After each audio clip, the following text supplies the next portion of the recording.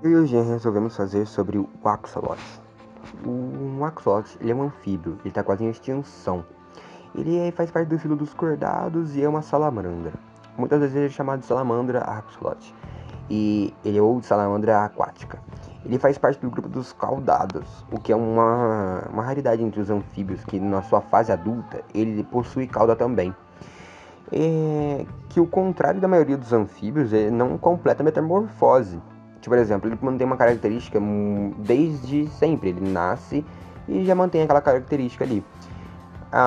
Isso é toda a sua vida é dependente da água, já que ele mantém sempre essa característica larval, né? Ele acaba dependendo 100% da água e de alguns diferente de alguns anfíbios. Por exemplo, os sapos ou as outras salamandras, eles não necessitam 100% da água. Eles podem viver em outros ambientes, mas especificamente este ser ele não consegue viver sem água. Ele tem 3 partes brancas externas da sua cabeça e uma pele escura com manchas, mas as suas cores podem variar e muitas vezes eles são albinos.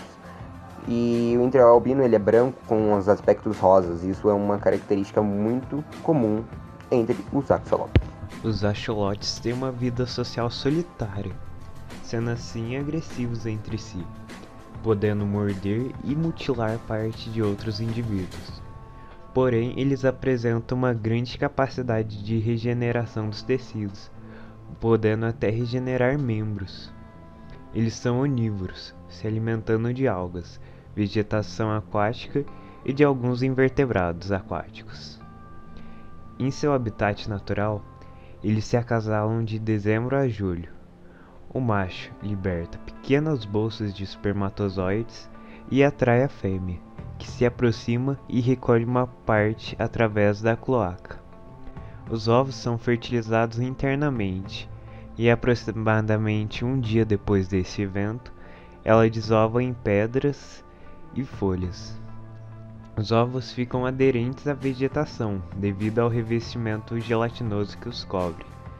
As larvas eclodem cerca de 2 semanas depois e se apresentam com cerca de 1 centímetro de comprimento. Essa espécie pode produzir de 175 a 200 ovos por vez. Axolote é um animal muito antigo. Ele tem como sua origem o México. Ele está presente no país desde a chegada dos espanhóis, o que demonstra sua idade já. Tanto é que ele fazia parte da mitologia local. E sabe por quê? O nome dele prova isso. Reza a lenda que ele era vários animais marinhos, né?